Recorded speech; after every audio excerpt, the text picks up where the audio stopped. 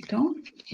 Alors, bonjour à tous. Merci pour vous être inscrits à CDU qui a à l'évidence encore beaucoup de succès. Donc, juste deux mots de l'historique de CDU. Il a été créé en 2004 par Philippe Moria que vous allez vous allez rencontrer sur ce site.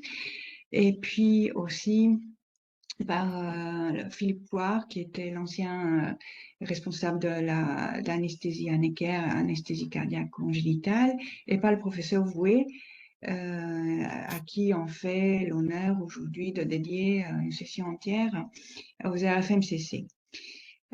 Donc, des trois, il y a uniquement Philippe Moria qui continue à contribuer à cet enseignement.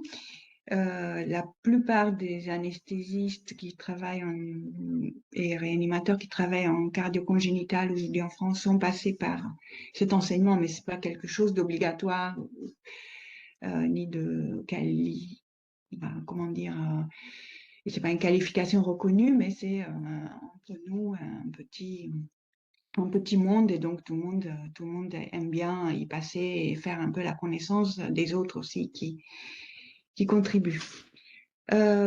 Donc, depuis 2009, je pense que c'est sur 2 sites maintenant. Au départ, c'était uniquement Necker Enfants Malades. Et puis, donc vous savez qu'il y a 12 journées de formation théorique et encore une dizaine de journées de formation pratique. Donc, pour la formation théorique, on était initialement sur 2 sites, donc Necker et Bordeaux. Ensuite est arrivé le Covid, qui a fait qu'on est passé en visio pour la totalité de l'enseignement théorique. Et à partir de cette année, Nadir a voulu recommencer à faire du présentiel. Vous allez voir, moi j'ai beaucoup d'intervenants sur les sessions parisiennes, j'ai beaucoup d'intervenants de l'extérieur. Et donc, je trouvais que la visio était très convenable. On a fait un petit sondage parmi les étudiants l'année dernière et une majorité, en fait, avait aimé la visio. Du coup, je suis restée sur visio et Nadir fait du présentiel. Du coup, ça vous permet de vous rencontrer et de vous connaître, ce qui est toujours très sympathique. Donc pour le stage pratique, il y a beaucoup d'étudiants qui aiment beaucoup aller à Bordeaux puisque c'est un CHU, il y a des chefs de clinique, il y a plein de monde pour vous prendre en charge, pour faire de l'enseignement. Et donc pour vous inscrire et à ces stages-là, il y a même un doodle qui vous est envoyé, donc vous n'avez même pas besoin de contacter directement Nadir. Quant à moi, je travaille dans un hôpital qui n'est pas universitaire. Du coup, il faut passer par moi pour venir au stage parce que il faut que je sois présente lorsque vous venez. Ensuite, il y a d'autres intervenants qui ont accepté d'avoir des stagiaires. Donc, professeur Lilo, donc de Lyon. Stéphane Lebel à Marseille, Pierre Bourgoin à Nantes. Et puis, bien sûr, vous avez le stage de Necker qui est toujours ouvert avec une quantité de patients que vous ne verrez nulle part ailleurs. Donc, il y a beaucoup de stagiaires qui aiment beaucoup aller à Necker. À Necker aussi, vous faites les deux secteurs. Les deux secteurs sont gérés par la même équipe, réanimation et anesthésie. Donc, pour ça, il faut contacter Vanessa Lopez. Donc, ce que j'aime aussi toujours dire, avec Nadir, on est sur la même longueur d'onde. Il faut surtout pas se limiter à cet enseignement pour dire que vous avez la qualification entre guillemets anesthésie réa congénitale. Il faut continuer à se former. Il y a énormément de littérature. Donc, on a la chance d'avoir un livre de cardiopédiatrie qui a été coécrit par le docteur Lévy que vous allez rencontrer dans quelques minutes, qui est extrêmement didactique, synthétique et pratique. Vous avez les gros textbooks américains, donc je cite les plus connus, donc c'est celui-ci de Dean Andropoulos. Et à côté, j'ai mis Pédiatrie cardiologie, qui est le livre de Carol Lake. Donc, le livre d'Anthropoulos, c'est un livre américain qui prend les pathologies, non pas une par une, CIA, CIV, phallo, mais prend plutôt des groupes de pathologies, obstruction gauche, obstruction droite, shunt. Et donc, vous allez voir d'ailleurs qu'il y a beaucoup de choses qui se répètent puisque la prise en charge, elle est assez identique dans la shunt gauche-droite, quel que soit l'étage auquel le shunt se passe. Bien sûr, il y a des particularités, mais les grands principes seront les mêmes. Alors, par contre, dans le livre de Carol Lake, vous allez avoir quelque chose d'un peu plus pratico-pratique. On prend le chapitre CIA, le chapitre CIV, le chapitre phallo, le chapitre de ma position. Donc voilà. Et du coup, ça se répète un peu. Là, j'ai mis les livres de réanimation cardio-congénitale. Et là, par contre, vous en avez beaucoup. Et j'ai l'impression que chaque équipe aux États-Unis fait son propre livre. Donc là, vous avez le choix. Je ne peux pas en recommander un en particulier. Alors, il y a un diapo qui a sauté. Oui, à l'évidence. Donc, en fait, la diapo qui a sauté était la diapo des revues. Je vais la remettre pour que vous l'ayez. Les revues, on n'a pas de journal dédié à la anesthésie réa cardio-congénitale. Ça n'existe pas. Donc, il va falloir se créer des revues et la littérature existante. Il y a en anesthésie, il y a le journal Pédiatrique Anesthésia où l'éditeur en chef est quelqu'un qui travaille en cardio congénital. Donc, du coup, il est très preneur des papiers de cardio congénital et donc vous allez en trouver beaucoup. Allez, il y a Anesthésia Analgesia qui est dans le même cas de figure et tous les autres journaux d'anesthésie, bah, il y a beaucoup moins de cardio congénital dedans. En revanche, parmi les journaux de chirurgie, il y a beaucoup plus de congénital. Il y a dans les Annals of Thoracic Surgery que vous allez trouver des papiers dans European Journal of Cardio Thoracic Surgery, et puis dans le JTCVS, qui est le top journal de la spécialité, de temps en temps, quelque chose. Alors, en France, il y a beaucoup d'informations qui sera à trouver sur le site de l'Arcotova, qui n'est pas dédié à la cardio congénitale, qui est dédié à cœur, thorax, vaisseau, comme vous voyez, tout venant, mais puisque Philippe Moria y contribue beaucoup, du coup, vous allez trouver tout ce qui est cardio congénital français sur ce site-là. Donc, ce site se présente un peu comme ça. Vous voyez, il y a la pub du Club ECMO qui est en cours. Malheureusement, j'ai dû mettre cette première session du DU aujourd'hui du fait de l'indisponibilité d'un des intervenants clés. Normalement, ça aurait été la semaine dernière, ce qui vous aurait permis de déjà participer au Club ECMO et aux RFMCC de cette année. Mais c'est pas grave, vous le ferez l'année prochaine. Vous avez des masterclass organisées par l'Arcotova. Certes, l'hémostase n'est pas concerne pas uniquement la cardio congénitale, mais vous allez forcément avoir aussi des infos concernant la cardio congénitale. Donc, il y a une grosse manifestation, par contre, qui est cardio-congénitale uniquement en France, qui s'appelle les rencontres francophones multidisciplinaires, les RFMCC. Donc, malheureusement, c'est en cours. Ça a commencé aujourd'hui. Et demain, c'est à la Cité du Vin de Bordeaux cette année. L'année dernière, c'était au Maroc. Mais c'est vrai que beaucoup de fois, ça se passe quand même à Bordeaux ou dans des alentours.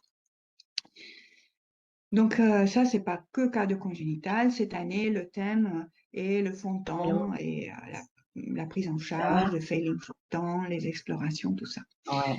Donc, cette année aussi, ce qui est nouveau, c'est que le club ECMO pédiatrique, qui est encore une invention de Philippe Moria, a lieu dans le cadre des RFMCC. Donc, vous voyez la session commune. Ouais, je te tiens au courant dessus parce que je devais dîner avec Silène, mais si tu veux, tu peux venir avec nous, elle est sympa. Pardon? Est-ce qu'on peut couper le micro, Annabelle, s'il vous plaît? Pardon. Pas de problème. Donc, voilà, c'est en cours. Je suis désolée. L'année prochaine, vous avez normalement une entrée gratuite, si c'est toujours Nadir qui s'en charge, pour les RFMCC, donc en 2024. Donc, vous voyez, c'est tout autour du fond-temps, y compris pour ce qui est de la session du Club Edmond. Alors, vous avez un DU spécifiquement dédié à l'ECMO pédiatrique également, qui est sous l'égide de l'Université de Sorbonne, mais ce n'est pas la cardio-congénitale. Il y a peu de cardio-congénitale aussi dedans, mais c'est l'équipe de Trousseau qui l'organise, qui est très spécialisée dans la prise en charge de l'ECMO pour des raisons ventilatoires. Donc, il va y avoir surtout des notions sur ce thème-là, mais ça va traiter de l'ECMO pédiatrique de toute façon, donc c'est très intéressant. Alors, vous avez également l'Arcotova qui organise des masterclass, donc périopératoire, c'est la semaine prochaine. Malheureusement, les inscriptions sont déjà terminées, mais il y aura la vidéo de toute la masterclass que vous retrouverez sur le site de l'Arcotova. Donc ça aussi, c'est très intéressant à suivre. Alors après, au plan européen, vous avez l'association des anesthésiologistes cardiothoraciques. Encore une fois, ce n'est pas que de la cardio-congénitale, mais il y a toujours des sessions et des choses cardio-congénitales qui sont organisées dans le cadre de cette association. Là, le congrès annuel cette année a déjà eu lieu. C'était en octobre, c'était à Budapest et tous les ans, il y a un congrès. Et là, vous avez des sessions de congénitales. Vous avez une formation qui est très prisée en échographie périopératoire. Encore une fois, c'est adultes et enfants compris. Et c'est même quelque chose qui vous donne un diplôme qui est qualifiant en échographie. Il y a beaucoup de webinaires aussi qui sont organisés par les EACTA. Là encore, c'est un webinaire d'échographie transœsophagienne, mais il y a aussi d'autres thèmes. Et il y a beaucoup d'anesthésistes qui font de l'échographie, qui organisent les EACTA, et donc du coup, c'est assez focalisé et court. Alors, pourquoi j'arrive pas à avancer? Ce qui se passe, ça, voilà. Alors après, il y a la Congenital Cardiac Anesthesia Society, qui est donc américaine, qui organise tous les ans un meeting. Et là c'est intéressant parce que ce n'est que du congénital. Toutes les sessions sont dédiées, et donc, mais bon, c'est aux États-Unis, il faut pouvoir se déplacer et c'est d'habitude assez cher, à moins que vous ne soyez invité comme orateur ou quelqu'un, il vous offre les frais d'inscription et de voyage. Donc eux aussi, ils organisent des webinaires et ça aussi, c'est en ligne, c'est intéressant. Alors, il y a la société de réanimation cardiaque qui paraît être américaine, qui organise tous les ans un meeting. Donc, cette année, je crois que c'est déjà terminé. Et donc, l'année prochaine, ça aura lieu donc, à San Diego, comme vous voyez, en novembre. Alors, il y a un autre congrès qui est le World Congrès. Donc, ça veut dire que ça va faire participer tout le monde de partout dans le monde. Et là, encore une fois, c'est que du cardio et il y a beaucoup de congénital dedans. Ça, c'est pas tous les ans. Cette année, ça a eu lieu donc en août. Et donc, c'est une fois tous les 5 ans. Donc, pour cela, il va falloir patienter.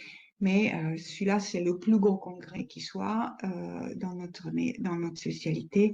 Et donc, c'est très intéressant de participer parce qu'il n'y a pas que des sessions. Il y a des sessions de cardio, il y a des sessions de chirurgie et il y a des sessions d'anesthésie et de réanimation. Donc là, vous trouverez votre bonheur forcément. Donc, comme c'est pas très souvent, ça vaut la peine de faire l'effort. Alors, il y a l'organisation Euro-ELSO, qui donc c'est l'organisation qui se fait autour de la prise en charge des assistances, qui aussi a son propre livre, le Red Book.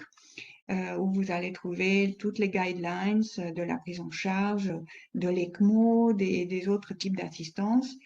En adulte, on en a plusieurs. En enfant, chez l'enfant, vous allez voir, on est pour l'instant assez limité au Berlinart. Mais voilà, ce livre va contenir toutes les guidelines, mais il ne faut pas obligatoirement acheter le livre. Ces guidelines se trouvent aussi en ligne sur le site de l'ELSO.